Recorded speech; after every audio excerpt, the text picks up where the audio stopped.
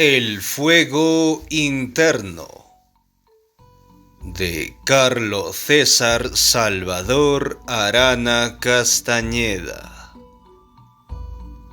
Bueno, sean todos bienvenidos a nuestro espacio habitual.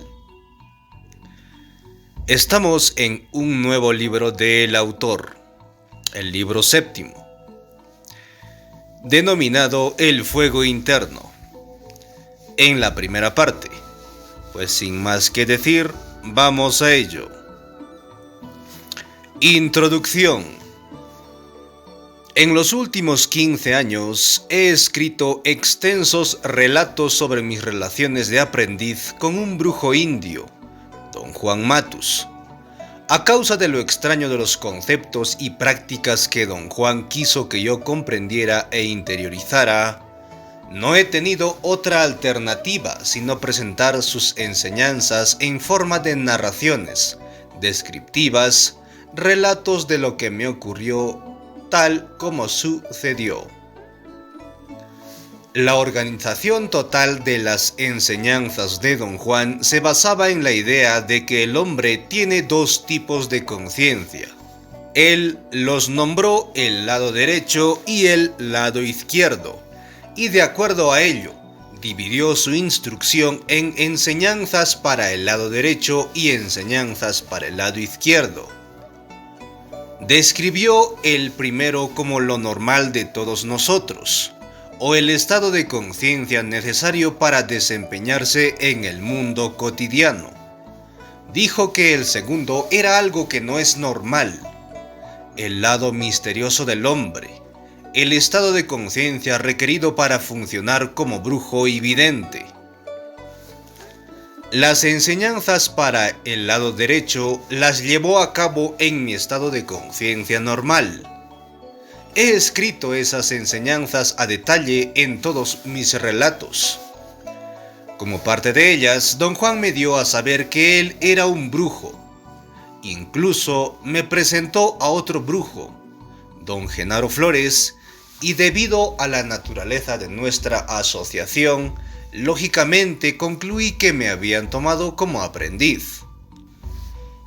Ese aprendizaje, en mi modo de pensar de aquel entonces, culminó con un acto incomprensible que don Juan y don Genaro me hicieron ejecutar. Me hicieron saltar desde la cuna de una montaña a un abismo.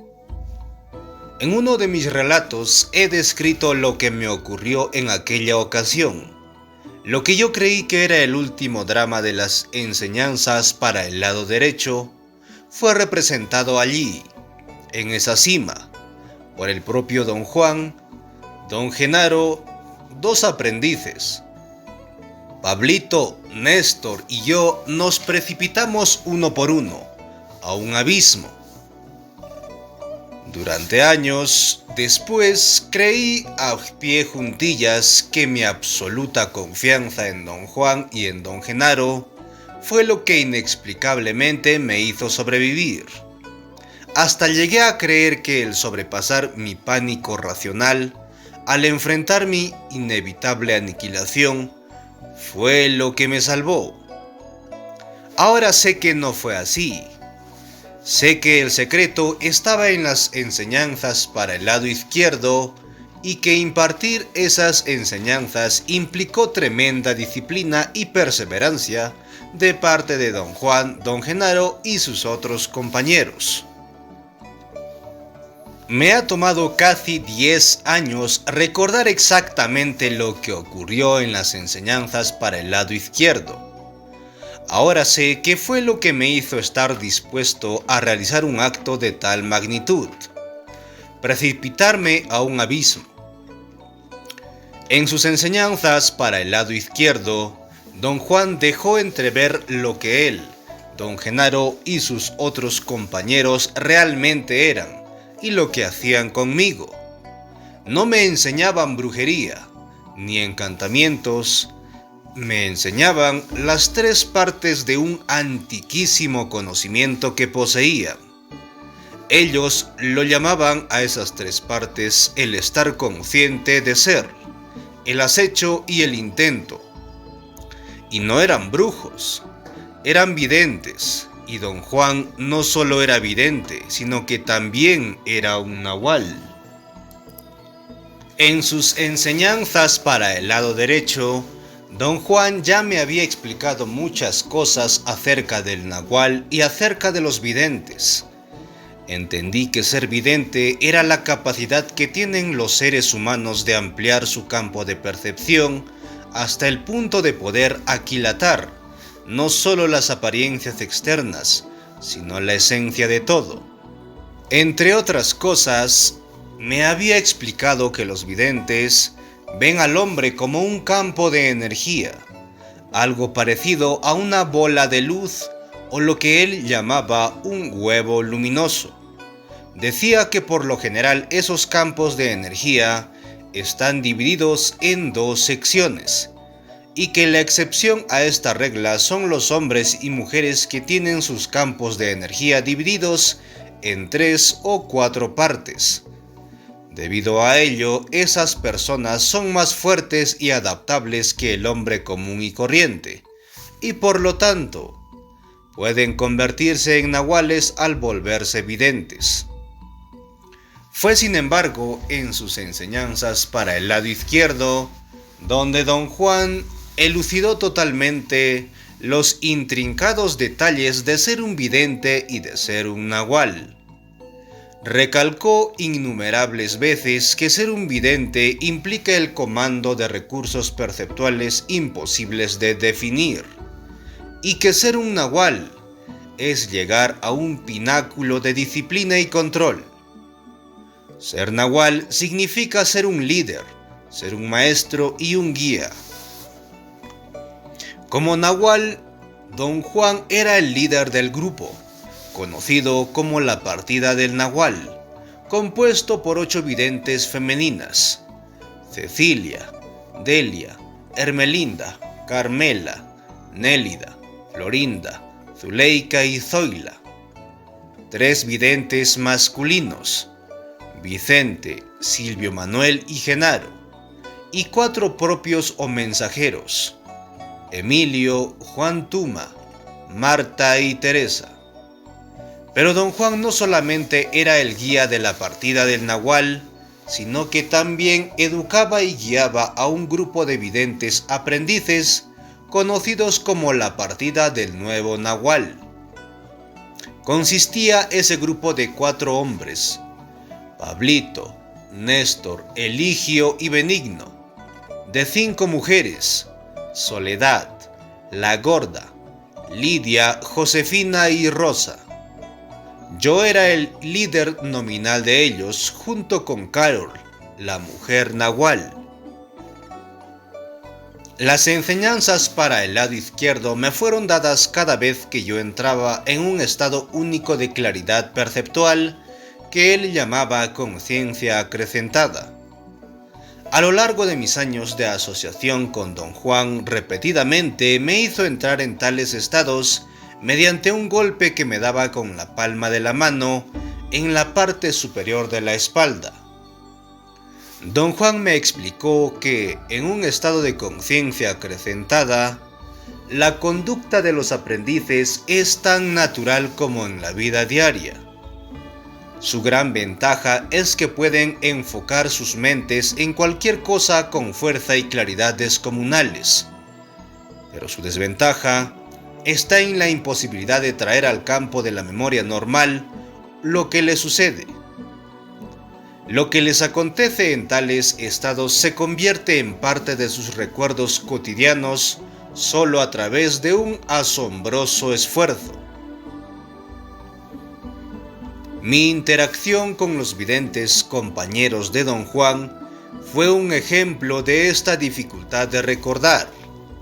Con la excepción de don Genaro, yo solo tenía contacto con ellos en estados de conciencia acrecentada. Por ello, en mi vida normal, no podía recordarlos de ninguna manera.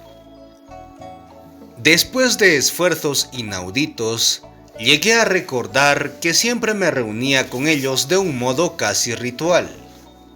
Comenzaba al arribar en mi coche a la casa de don Genaro, en un pueblito en el sur de México. De inmediato, don Juan se unía a nosotros y luego los tres nos empeñábamos en ejecutar las enseñanzas para el lado derecho. Al cabo de un rato, don Juan me hacía cambiar niveles de conciencia y yo los llevaba a los dos en mi coche a un pueblo cercano, más grande, donde don Juan y don Genaro vivían con sus otros compañeros videntes. Cada vez que yo entraba en un estado de conciencia acrecentada, no podía dejar de maravillarme de la diferencia entre mis dos lados. Siempre sentía como si un velo se me quitara de los ojos, como si antes hubiera estado parcialmente ciego y ahora podía ver. La libertad, el absoluto regocijo que solía posesionarme de mí en esas ocasiones, no puede compararse con ninguna otra cosa que haya experimentado jamás. Pero al mismo tiempo, había un aterrador sentido de tristeza y añoranza que iba de la mano con aquella libertad y aquel regocijo. Don Juan me había dicho que sin tristeza y añoranza uno no está completo, pues sin ellas no hay sobriedad, no hay gentileza. Decía que la sabiduría sin gentileza y el conocimiento sin sobriedad son inútiles. La meta final de sus enseñanzas para el lado izquierdo fue la explicación que don Juan, junto con algunos de sus compañeros videntes, me dieron acerca de las tres facetas de su conocimiento: la maestría del estar consciente de ser, la maestría del acecho y la maestría del intento. Esta obra trata de la maestría del estar consciente de ser. Yo la describo aquí como parte del arreglo total que don Juan usó a fin de prepararme para llevar a cabo el asombroso acto de saltar a un abismo. Debido al hecho de que las experiencias aquí narradas tuvieron lugar en estados de conciencia acrecentada, no pueden tener la trama de la vida cotidiana. Carecen de contexto mundano, aunque he hecho lo mejor por proporcionarlo, sin hacerlo ficción. En estados de conciencia acrecentada se tiene mínima idea de lo que nos rodea, puesto que la concentración total queda ocupada con los detalles de la acción del momento. En este caso, naturalmente, la acción del momento era la elucidación de la maestría del estar consciente de ser. Don Juan me dio a entender que dicha maestría era la versión moderna de una antiquísima tradición, que él llamaba la tradición de los antiguos videntes toltecas. Aunque él sentía que estaba unido de modo inextricable a aquella antigua tradición, se consideraba a sí mismo como uno de los videntes de un nuevo ciclo. Cuando una vez le pedí que me describiera las características esenciales de los videntes del nuevo ciclo, lo primero que dijo fue que son los guerreros de la libertad total. Luego explicó que son tales maestros del estar consciente de ser, del acecho y del intento, que la muerte no los alcanza como alcanza al resto de los seres humanos. Los guerreros de la libertad total eligen el momento y la manera en que han de partir de este mundo. En ese momento se consumen con un fuego interno y desaparecen de la faz de la tierra, libres, como si jamás hubieran existido. Fuerte. Y así damos pase al capítulo 1. Capítulo 1. Los nuevos videntes.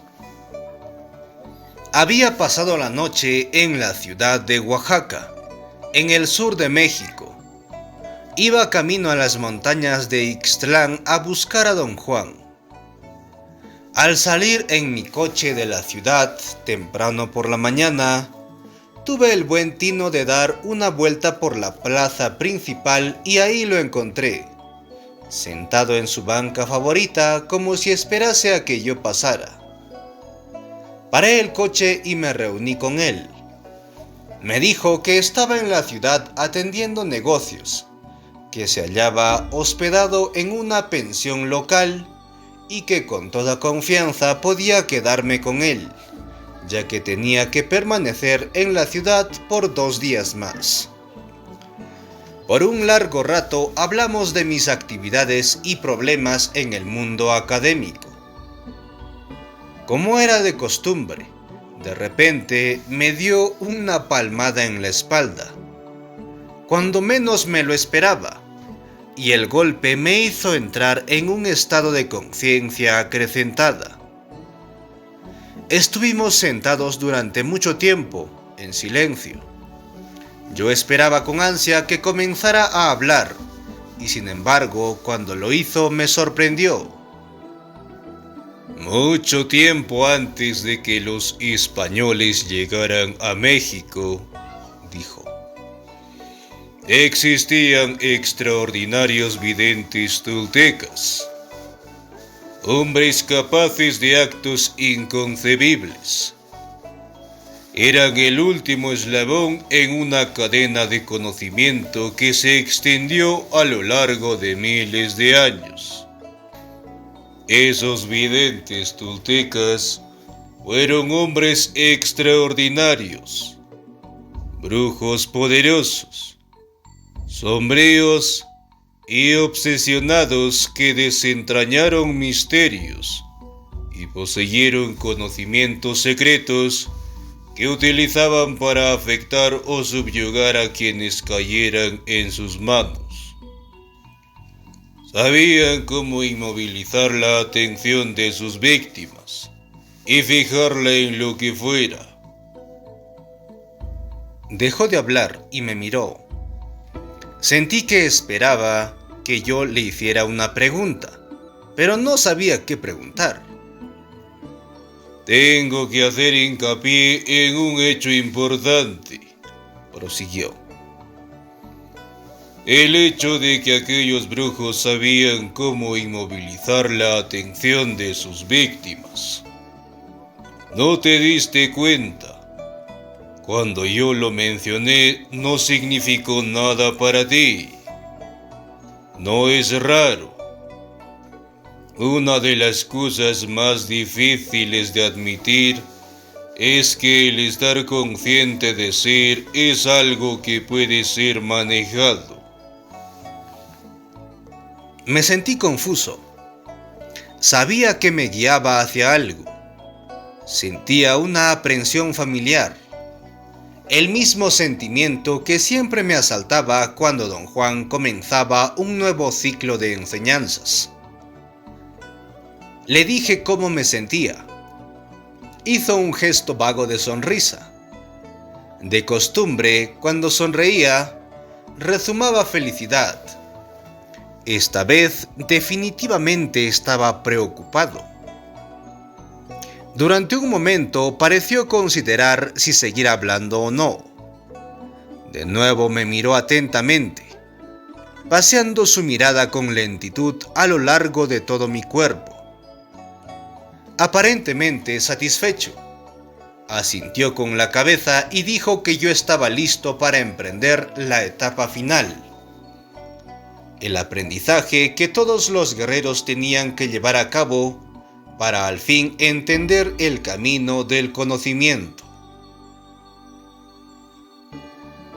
Vamos a hablar del estar consciente de ser, continuó. Los videntes toltecas, de hecho, fueron los maestros supremos del arte de estar consciente de ser. Cuando digo que sabían cómo inmovilizar la atención de sus víctimas, quiero decir que su conocimiento y sus prácticas secretas les permitieron romper el misterio del estar consciente de ser.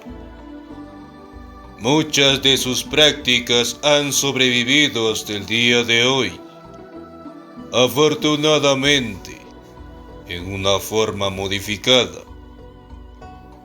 Digo afortunadamente porque esas actividades, como ya te lo explicaré, no llevaron a los antiguos videntes toltecas a la libertad, sino a su ruina. ¿Usted conoce las prácticas?, pregunté. Claro que sí, contestó. No hay manera de que nosotros no conozcamos esas técnicas. Pero eso no quiere decir que las practiquemos. Tenemos otras miras. Pertenecemos a un nuevo ciclo. Pero usted no se considera brujo, ¿verdad, don Juan?, le pregunté. No le hagas, dijo. Yo soy un guerrero que ve. En realidad, todos nosotros somos los nuevos videntes. Los antiguos videntes eran los brujos. Para el hombre común, prosiguió, la brujería es un asunto negativo, pero de todos modos fascinante. Por esa razón, siempre te animé en tu estado de conciencia normal a que pensaras que nosotros somos brujos. Es recomendable hacerlo. Sirve para atraer interés. Pero para nosotros ser brujos sería como entrar en un callejón sin salida. Quise saber qué quería decir con eso, pero se negó a hablar al respecto. Dijo que se explayaría en el tema conforme siguiera avanzando con su exposición del estar consciente de ser. Le pregunté acerca del origen del conocimiento de los toltecas. Al comer plantas de poder, los toltecas dieron el primer paso en el conocimiento, contestó. Ya fuera empujados por la curiosidad o el hambre o el terror, las comieron. Una vez que las plantas de poder produjeron sus efectos, solamente fue asunto de esperar hasta que algunos de ellos comenzaran a analizar sus experiencias. En mi opinión, los primeros hombres que recorrieron el camino del conocimiento fueron muy intrépidos y al mismo tiempo muy desacertados. ¿No es todo esto una conjetura de su parte, don Juan?, pregunté. No, esto no es ninguna conjetura mía. Yo soy vidente, y cuando me enfoco en aquella época sé todo lo que ocurrió. ¿Puede ver los detalles de las cosas del pasado?, pregunté. Ver es un sentido peculiar de saber, contestó. De saber algo sin la menor duda. En este caso, sé lo que hicieron esos hombres, no solamente a causa de que veo, sino porque estamos tan estrechamente ligados con ellos. Don Juan explicó entonces que su uso del término tolteca no correspondía a la manera como yo lo usaba. Para mí significaba una cultura, el imperio tolteca. Para él, el término tolteca significaba hombre de conocimiento. Dijo que en la época a que se refería, siglos o tal vez incluso milenios antes de la conquista española, todos aquellos hombres de conocimiento vivían dentro de una vasta área geográfica, al norte y al sur del Valle de México, y que se dedicaban a ocupaciones específicas: curar, embrujar, hacer relatos, bailar, ser oráculos, preparar alimentos y bebidas. Tales ocupaciones fomentaban un conocimiento específico, un conocimiento que los diferenciaba del hombre común y corriente. Por otra parte, esos toltecas eran personas que encajaban en la estructura de la vida cotidiana, muy a la manera en que lo hacen en nuestra época los médicos, artistas, maestros, sacerdotes y hombres de negocios. Practicaban sus profesiones bajo el estricto control de cofradías organizadas y llegaron a ser expertos, tan influyentes que incluso dominaron todas las áreas vecinas. Don Juan dijo que después de siglos de usar plantas de poder, algunos de ellos aprendieron finalmente a ver. Los más emprendedores comenzaron entonces la enseñanza de cómo ver, y ese fue el principio de su perdición.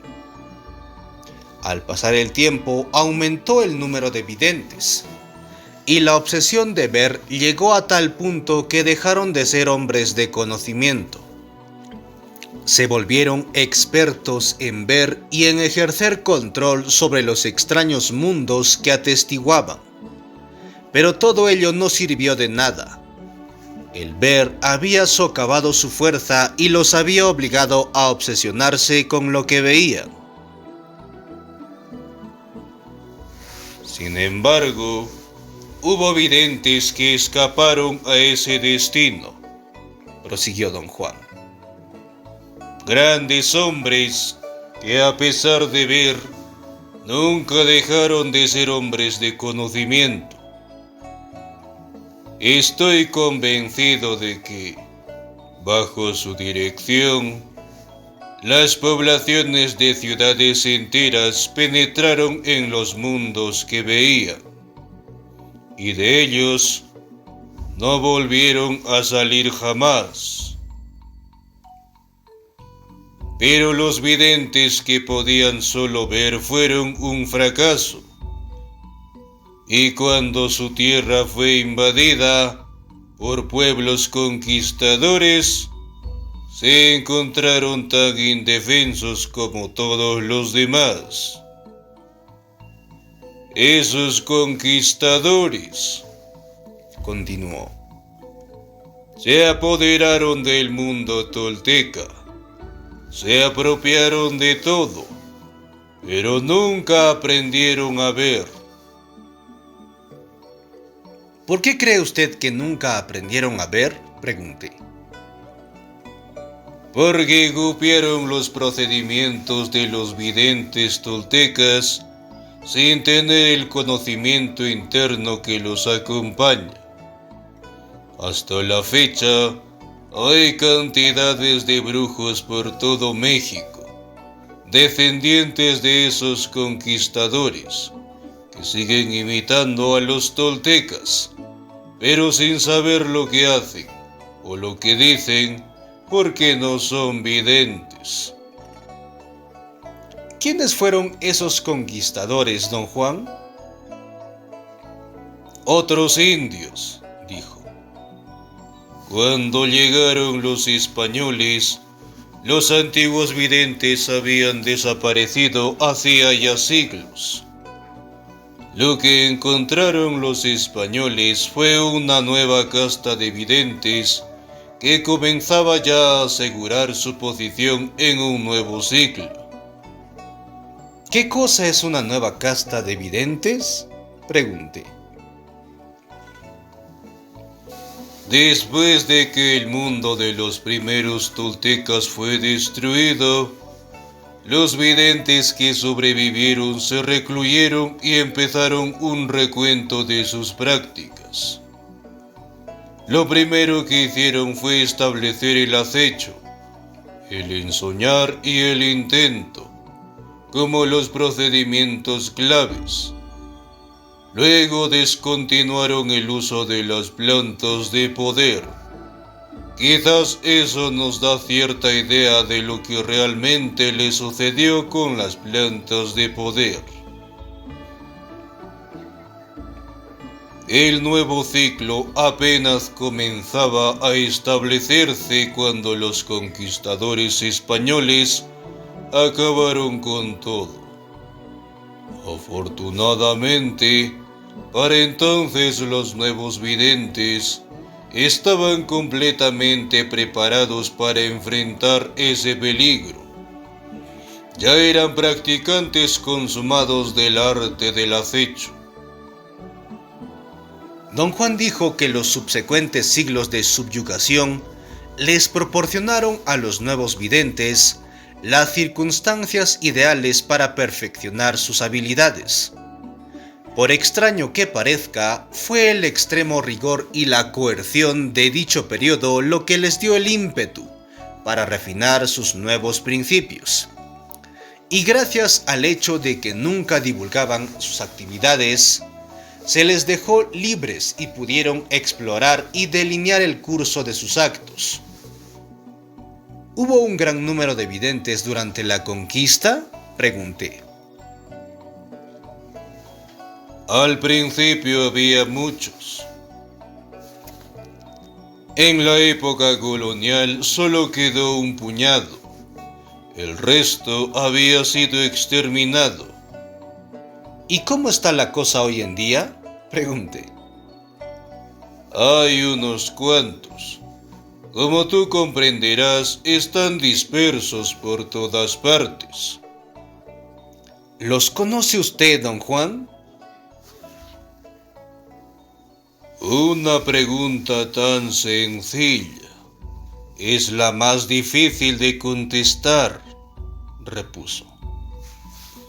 Hay unos a quienes conocemos muy bien, pero no son exactamente como nosotros, porque se han concentrado en otros aspectos específicos del conocimiento, tales como bailar, curar, embrujar, hablar, en vez de lo que recomiendan los nuevos videntes: el acecho, el ensueño y el intento. Los que son exactamente como nosotros no cruzarían nuestro camino. Así lo dispusieron los videntes que vivieron durante los tiempos coloniales, para evitar ser exterminados por los españoles. Cada uno de esos videntes fundó un linaje, y no todos ellos tuvieron descendientes, de modo que quedan muy pocos. ¿Conoce usted a algunos que sean exactamente como nosotros?, pregunté. Unos cuantos, contestó lacónicamente. Le pedí entonces que me diera toda la información posible. El tema me interesaba de manera vital. Me era de suma importancia conocer nombres y direcciones con objeto de validar y corroborar todo lo que me estaba diciendo. Don Juan no parecía interesado en complacerme. Los nuevos videntes pasaron por todas esas corroboraciones, dijo. La mitad de ellos dejó los huesos en el cuarto donde los corroboraba. Así que ahora son pájaros solitarios. Dejémoslo ahí. Lo único de lo que podemos hablar es de nuestro linaje. Acerca de eso, tú y yo podemos decir todo lo que queramos. Explicó que todos los linajes fueron iniciados en la misma época y de igual manera.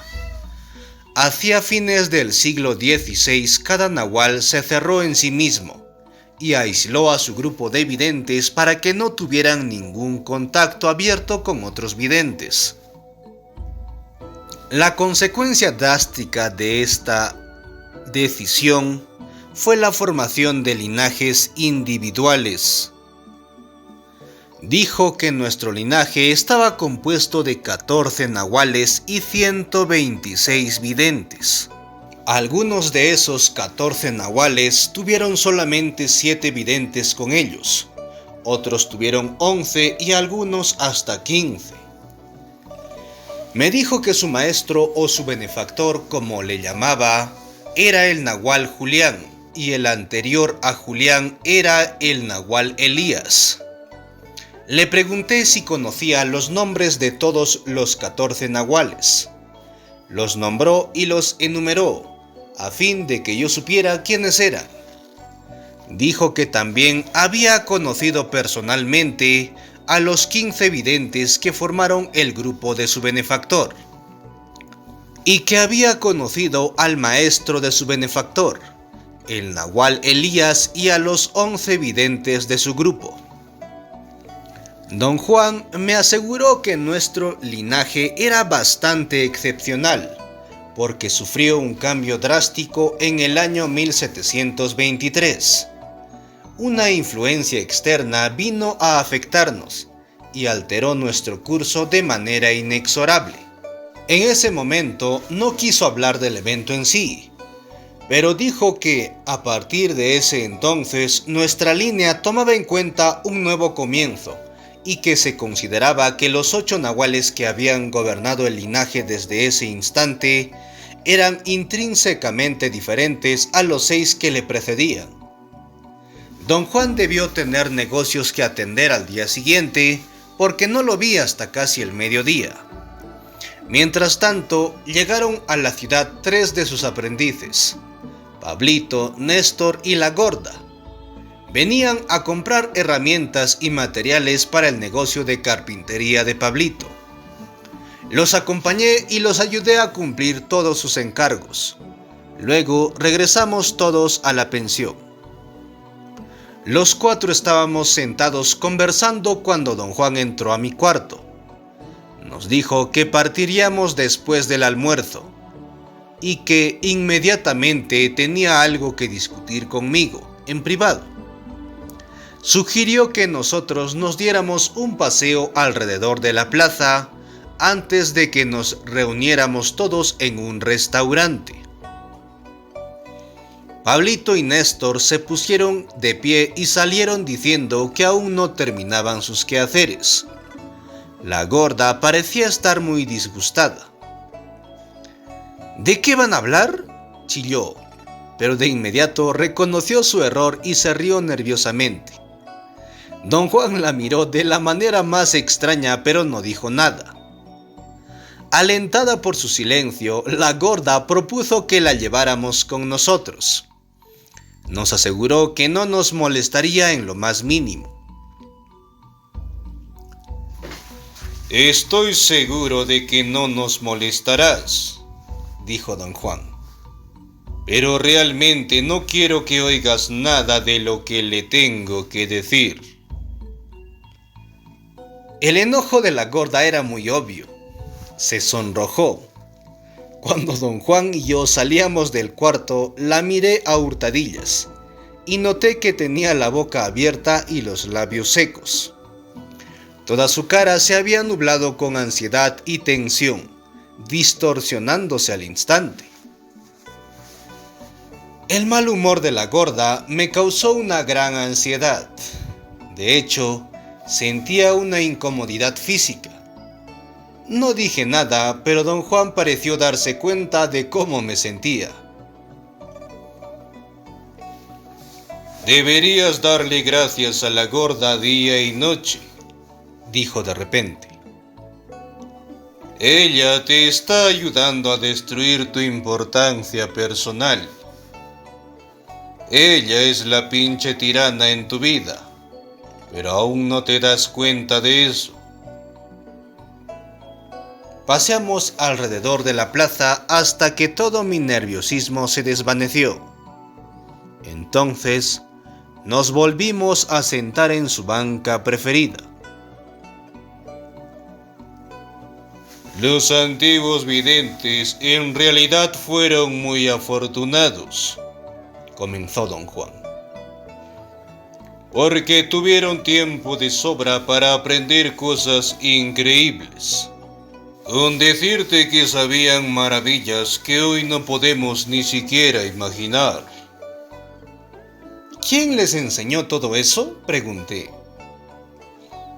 Aprendieron todo por su cuenta. Eran videntes. Veían, contestó. La mayoría de lo que sabemos en nuestro linaje fue obra de ellos. Los nuevos videntes corrigieron los errores de los antiguos videntes. Pero la base de lo que conocemos y hacemos está perdida en el tiempo de los toltecas. Explicó que uno de los más sencillos y al mismo tiempo más importantes hallazgos desde el punto de vista de la instrucción es saber que el hombre tiene dos tipos de conciencia. Los antiguos videntes los llamaban el lado derecho e izquierdo del hombre. Los antiguos videntes se dieron cuenta, prosiguió, de que la mejor manera de enseñar su conocimiento era hacer que sus aprendices cambiaran a su lado izquierdo, a un estado de conciencia acrecentada, porque ahí es donde tiene lugar el verdadero aprendizaje. A los antiguos videntes les entregaban niños muy pequeños como aprendices, continuó don Juan, para que de esa manera no conocieran otra clase de vida. A su vez, cuando esos niños crecían, tomaban a otros niños como aprendices. Imagínate las cosas que debieron descubrir en esos cambios a la izquierda y a la derecha, después de siglos de hacerlo. Yo comenté lo desconcertante que eran para mí esos cambios. Me aseguró que mi experiencia era similar a la suya. Su benefactor, el nahual Julián, le creó un profundo cisma al hacerlo cambiar una y otra vez de un tipo de conciencia al otro.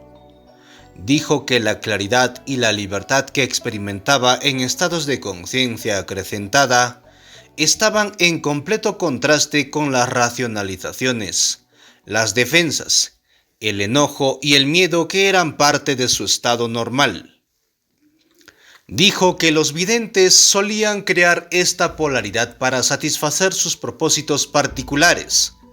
Con ella, obligaban a sus aprendices a lograr la concentración necesaria para aprender técnicas de brujería. Los nuevos videntes, por otro lado, la usaban para guiar a sus aprendices a la convicción de que existen en el hombre posibilidades que jamás son realizadas. El mejor logro de los nuevos videntes, prosiguió don Juan, es su explicación del misterio de estar consciente de ser. Lo condensaron todo en unos conceptos y actos que se enseñan mientras los aprendices están en el estado de conciencia acrecentada. Dijo que el valor del método de enseñanza de los nuevos videntes radica en que aprovecha las cualidades peculiares de la conciencia acrecentada, especialmente la habilidad de los aprendices para recordar. Esta inhabilidad constituye una barrera casi infranqueable para los guerreros que tienen que recordar toda la instrucción que se les dio, si han de seguir adelante. Solo después de años de esfuerzo y de disciplina monumentales pueden los guerreros recordar su instrucción.